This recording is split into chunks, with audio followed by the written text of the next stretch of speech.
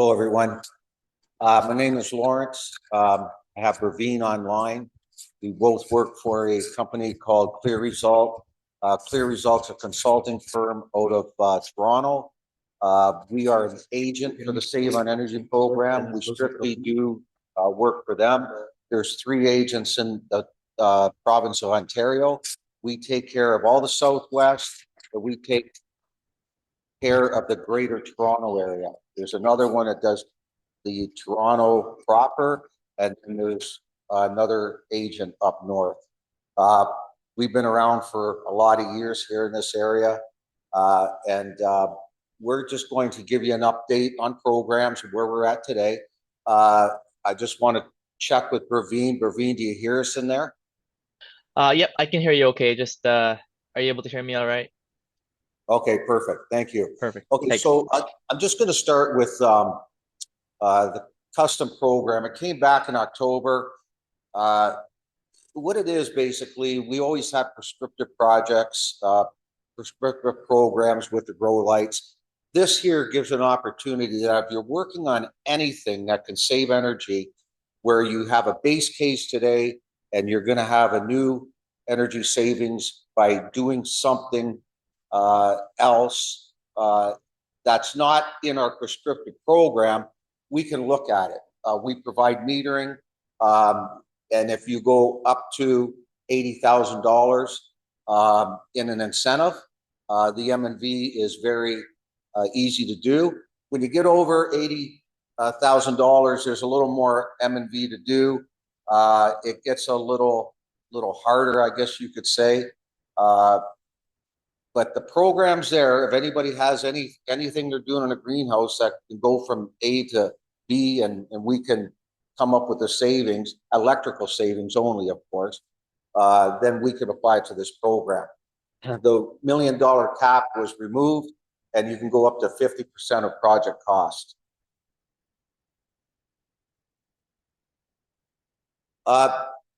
We'll get into the prescriptive measures now. There's a lot of them online, and when it comes to the greenhouse industry, really, it mainly seems to be the grow lights we're focusing on. Reason being, I know that the grow light program is very good, but also it's the biggest fish, you could say, right now in the program. So some of these other measures aren't used very much. We keep bringing them out there. We're getting a little more uptake here and there on them, but they are there right now if you're doing any of these things. I'm not going to go through them all. They're online, but there's a number of different things you could do, or if you're using, and you can apply to the program, and you can get money for it.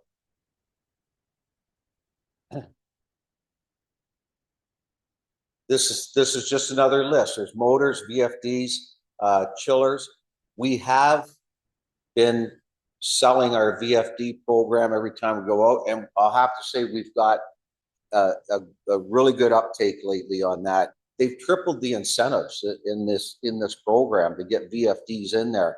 So we've got a really good uptake lately. I would say probably at least 50 VFDs in the last few months from different greenhouse owners, and all we need is a quote, and we put it through the program just like the grow lights, and you get the money back.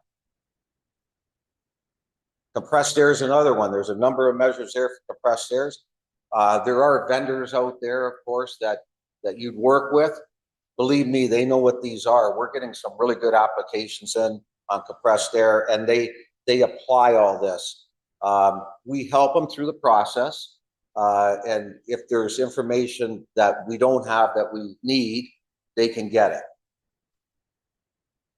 We got horticultural program, and this includes the grow lights, different for cannabis and vegetables. But most importantly about this is that this program ends at the end of this year. All applications have to be in and pre-approved before the end of this year. Then you have till the end of 2025 to have everything installed.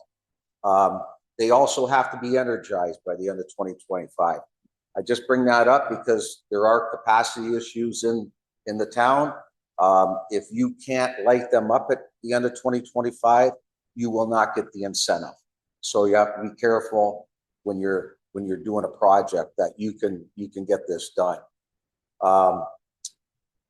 Right now, that's the way the program works. It's going to end. We're getting a lot of activity. There's no doubt about it. There will be another 4-year program. We've been told that, but we do not know anything about it. We don't know when it's going to be released. So you got to go with what you got today. I'll let Braveen talk about lighting controls. Perfect. Thanks, Lawrence. So the lighting controls measure we see here was actually recently introduced last year. So it's mainly to complement all the projects that we've been seeing come through for the lighting, which has been here for a few years now. So essentially, a incentive is now being provided for installation of any type of lighting control system that can meet the capabilities that are mentioned here on the slide. So essentially continuous dimming, control zoning, time scheduling, use of sensors or broad light sensors, incorporating any weather information, and then also some form of reporting of the operation of the lights themselves. So we're aware that many of the existing systems already that are being implemented are meeting most, if not all, of these capabilities. So we just want to bring more awareness that, hey, this measure is available and it's something that definitely should be looked at, because the incentive we find is quite lucrative because it is based off of the number of lights you're installing and how much kilowatts you're controlling. So if we actually go to the next slide there, we'll get into more details on that. So essentially here on the next slide, we can see how the incentive is calculated. So here we just have a quick example that we might typically see for an application. So what we see here is essentially if we have 3,500 fixtures at 450 watts per fixture, which is a fairly common wattage we've seen average about an average of what we've seen.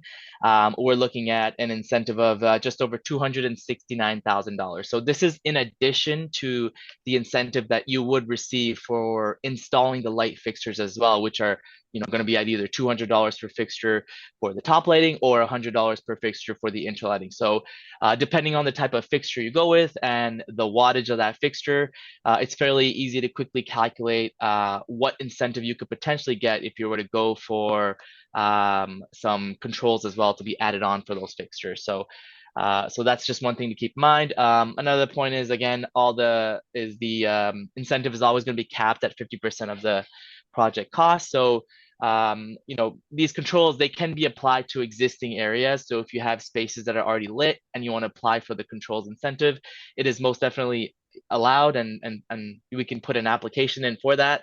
But just keep in mind, the only eligible costs in those scenarios are only going to be costs that are associated to getting that control system installed, which might lead to incentives being capped. So we always advise, if you're going to be doing a new application for the fixtures, tacking on that advanced lighting controls measure is almost a no-brainer at this point, because the amount of incentive that it adds on, makes up for that additional cost of having that system installed. So we just want to, again, outline that and kind of really emphasize that this measure is really lucrative the way it's set up right now.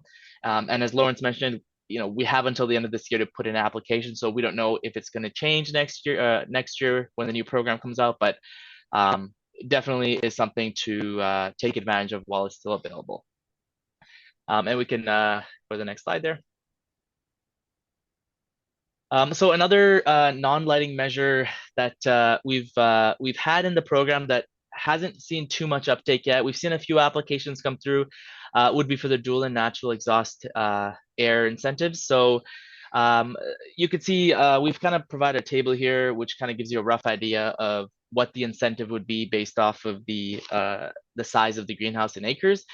So this will give you a rough idea of what potential incentive you can get. So the dual and natural exhaust incentive essentially is for installing exhaust fans and some sort of ventilation system within the greenhouse. So there's a combination of both that can be applied for, and essentially you can also apply for incentives for the exhaust fans as well. So there's a lot of options out there. Especially we've noticed some more uptake in these measures and questions regarding how these measures work. So it is definitely one that can be looked at. And if you're, building a new space or renovating an existing space and redoing the ventilation system, this potentially might actually be applicable and might be an additional incentive that can be applied for. Next, we have the VFDs. So these ones, these VFDs have actually, the incentives have actually been increased. So we've been seeing a lot more uptake. They've been probably the second or third highest, applications we've been seeing through the greenhouses. Of course, lighting being the first, the top seller there, but VFDs have been picking up quite a bit and definitely worth looking into. The incentives again have increased from what they were prior, so they are a little bit more lucrative. And yeah, so if there's any interest there, definitely reach out. Very easy to put an application in for prescriptive. The process is very simple, no M&B requirements, and typically the application sizes are a little bit smaller, so they kind of go through the system a bit quicker as well. So definitely something to look at as well. Compressed air, again, is also another one that is available through the prescriptive track as well. Again, you can see on the right side there, the incentive levels based off of the horsepower size. And these follow very similar to how the VFD, the prescriptive VFD works as well. So get an application in. It's very quick through prescriptive. The idea of pushing more of these prescriptive incentives essentially is to make it a bit easier, quicker process. Prior to all these prescriptive measures, everything was mostly through custom, and it did lead to a lot of delays and M&V requirements and things of that nature. So to make things a lot easier, a lot of stuff have shifted to this prescriptive approach, which is really good. It speeds up the process, and essentially from the time you put an application in to getting your incentive should be a lot quicker, with mainly because there's less requirements, less M&V that needs to be met to get those. So Lawrence, I'll pass it back to you here to go over here the process for application submission there. Yeah, thanks.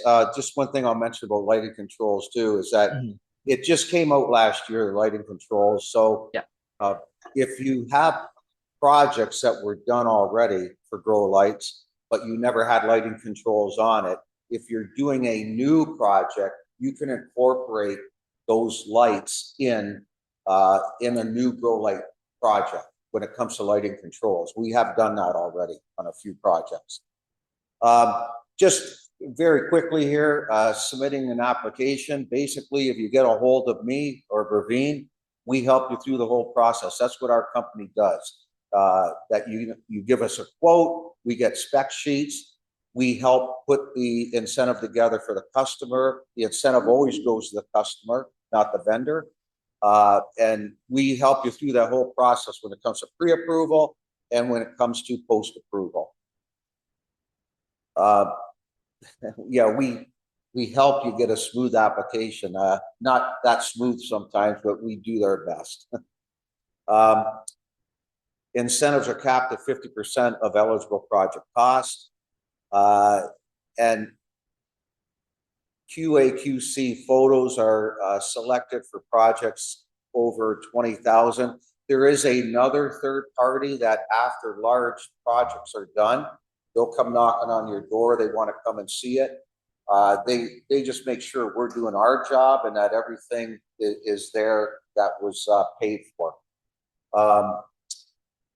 Disposal form, well, we help you through that. If you don't have any grow lights at the time, it's just a declaration. If you have existing lights and you're changing out, we help you with the disposal form on that.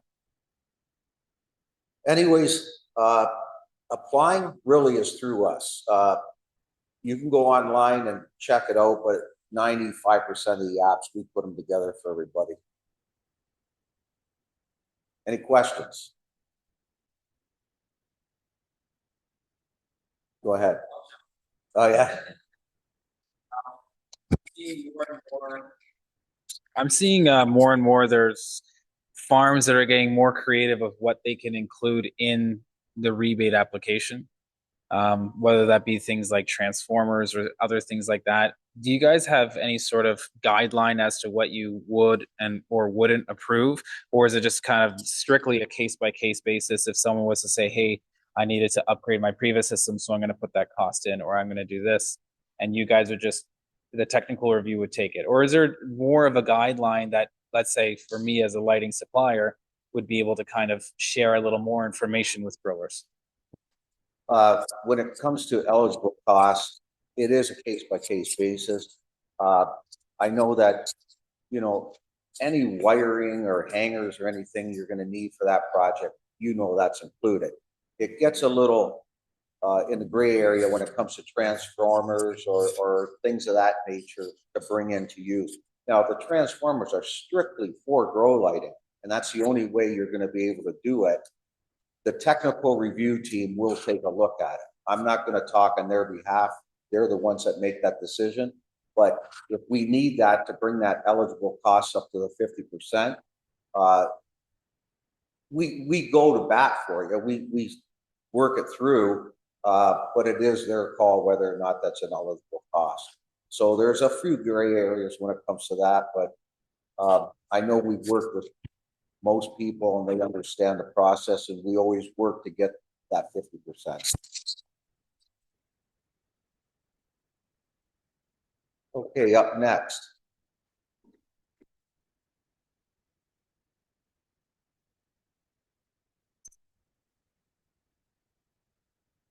Hello, everyone. So I operate Elite Agrisolutions. We started this company back in 2016. So we offer a variety of services, but basically the way I envision it is we try to have the consultants on staff for each area that we service. So whether we're doing a wetland application or something in barn, something for greenhouses, or we need the climate specialist, we are trying to build a company that's got everybody in-house. And the major difference is we don't pursue just one program. We try to pursue every program that might be eligible for the customers we're pursuing. So we started back in 2016. We've grown aggressively on the grant side. I've got customers all the way out to BC, Nova Scotia, up to the Northwest Territories, and that's definitely the biggest portion of our company. So the most interesting thing here today is obviously the greenhouse stream and focusing on the solar panels and battery storage. And it's been mentioned before, but really driving home that participant agreement by December 31st. So for timelines, the way I envision this, if it's interesting, which you should be looked at, basically you have to start getting the project designed, you have to start getting quotes in place so you can get that participant agreement, and then you have next year to get it built. And one question I was going to ask John, how long after the system's installed are you guys seeing for Hydro One to get it hooked up right now, or it's behind the meter? So was there any delays on that side? Okay, so that's not too bad. When I did the solar system on my farm last year, it took about 5 months for the final approval. So that might be something to keep in mind and discuss. So as mentioned before, the incentive is $1,435 per kilowatt for solar, and the battery storage is $260. And where I see us planning to do here, if there's a need, is down in the over $80,000 incentives, the worksheets, and the M&V plans. So for our customers, we take those on. Next thing is the postal code, making sure that you're eligible, but if you're down in this area, you should be. It's got to be behind the meter, not inject into the power grid, not net metering. And right now, we've got the DER cap internally at 1.43 million, but we're checking to make sure that is actually the cap. And as with our company, we do all grants. So we really envision this as a partnership. We take on a client, we want to do all your grants, bring projects to your table that you're not seeing, you don't have time to do. So if there's not somebody focused and assigned to this within your operation, we can really add value. So one program that's been out for probably 3-4 months now is the forest biomass program. So what it says it covers is deploying innovative bioproducts and increasing the use of forest biomass use as a feedstock. As you read this program, it's not going to sound like it's applicable to you. But when we got them on the phone, there's about 5 streams. The IBM stream is the most useful one. Heating for greenhouses, heating for barns, heating for grain dryers, all eligible. And notice it's a 50% cost share up to 5 million. So substantial money here if it makes sense for your operation. Next one is the Agritech Innovation Initiative. This one ran this spring. And with a lot of grants, we have a really short turn. So I think we had about 3 weeks notice on this, about 3 weeks after that before the program closed, and they had 3 streams. So stream 1 was innovation for producers and processors, 50% up to 50 grand. Stream 2 was the same program, except it was up to 100 grand at a 35% cost share. And then stream 3 was processors.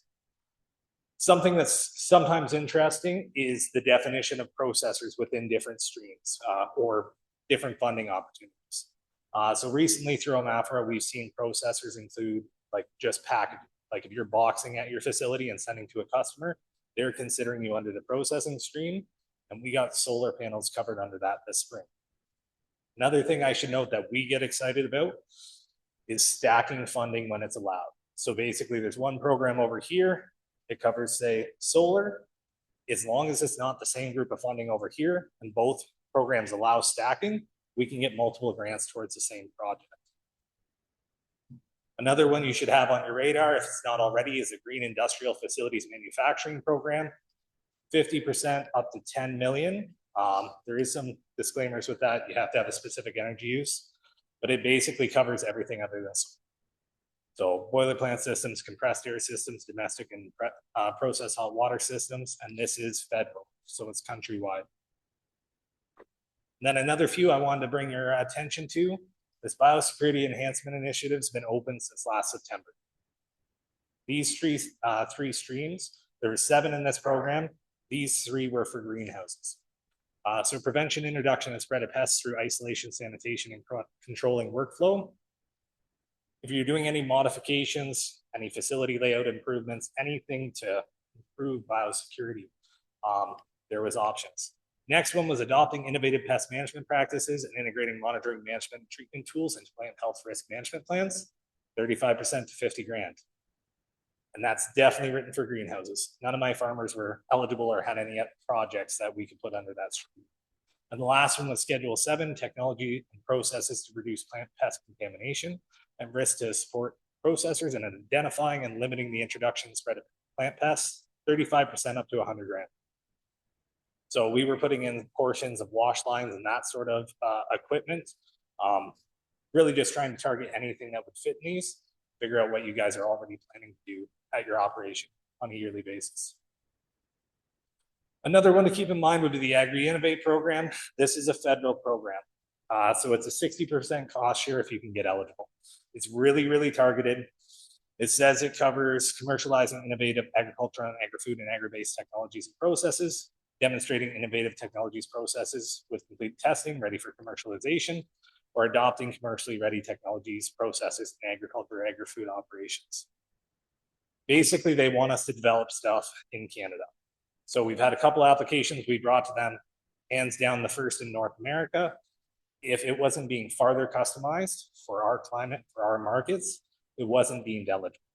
So with this 60%, this doesn't happen to be a grant, but it's an interest-free loan.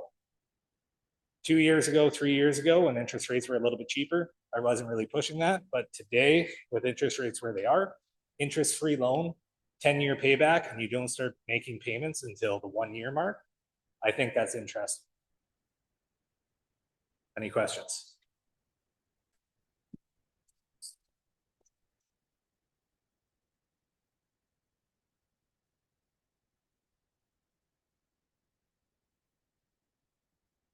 Well, thank you for having me.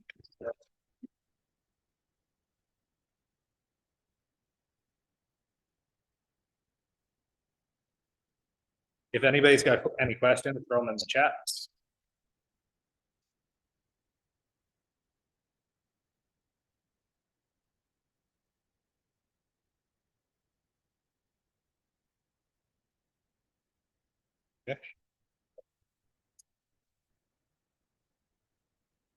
Okay, I have one for you. So we've done several proposals now, and one of your requests is interval data. Can you explain why that's critical, that information is critical to you to put a proposal together? Yeah, thank you, John. So interval data, it's basically the only accurate source of data that will allow us to decide on the size for solar and size for energy storage. It's usually a very simple process. You can, if you have a Hydro One account, you should be able to download the data. You're too busy to do that, and you can feel okay sharing that like access to us. But also we can just give a third-party authorization for Hydro One, and then we can request that data for you. So, but maybe to answer the question is like, if you imagine you have a solar system and battery energy storage, the battery is discharging during the day and it's getting charged at night, then the only possible way to realize how much you need of each is going through the whole year, hour per hour, and figuring out, like making sure the battery is good enough to fulfill his goal. So if the goal is GA reduction, then we have to make sure the batteries are fully charged before one of the peaks hit. If it's self-consumption, we're not doing GA reduction, then at which point is economical beneficial to have more solar or more energy storage if you're using it inside the greenhouse. Remember, all these projects have to be behind the meter, non-net metering, which means that the sizing is even more critical. We don't have a grid as in a net metering project to work as a big battery bank system. We can't export or exchange generation with the grid, which means everything has to be consumed inside the greenhouse. I think, hope that answered the question.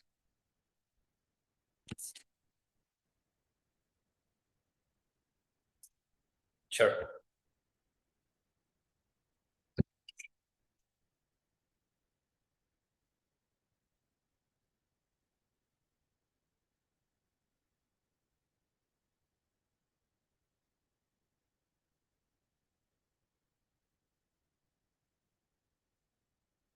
Yeah, just a quick question again. A lot of farms are moving towards LED lighting who previously never had any lighting at all. And through that, they have to work themselves towards a Class A power. So what a lot of them are doing is putting these load banks in to burn off power, as much power as they can in order to get themselves to a Class A. And they have to do it for a 12-month period, which is baffling to me, and I'm sure to everyone, that so much energy is just being burned off and going nowhere. Are you guys been developing, either Sunbeam or yourself, solutions to, well, they have to burn this much energy in order to get to that Class A, to then store it, to reuse it, so at least it's not just being burned into nothing and the money being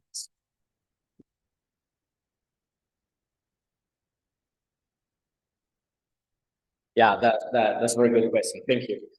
Forgot to clarify that. I'm gonna go back to this slide.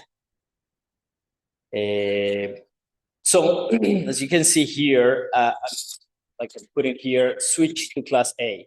So what we are proposing here is actually very similar to what the situation you're describing.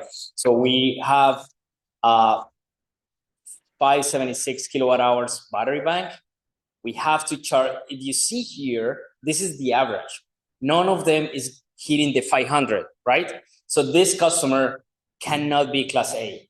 The only way to be Class A is like burning that lighting, or just discharge the battery once, like 1 hour every month, just that. So instead of burning that lighting, I would just charge the battery 1 hour, and then you classify for class A. So all this analysis is based on a customer who is class B and is switching to class A by charging the battery 1 hour every month. And the return investment that we're presenting here is also taking that into account, because the first year, you're gonna still pay as a class B, even when you have a battery system, right? You have to be like eligible, so it's gonna take 12 months. Then the first year you won't see this annual savings. This annual savings is actually starting from year 2. But we took all that into account in our financial model, and this is what we're getting. Yeah. Any other question? Or if any of you have like particular situation or data you want to bring? No? Is anything online, Joshua? No questions? Okay. Okay, so let's close. All right, thank you all for coming. Very much appreciated, and we look forward to future collaboration in business. Thank you.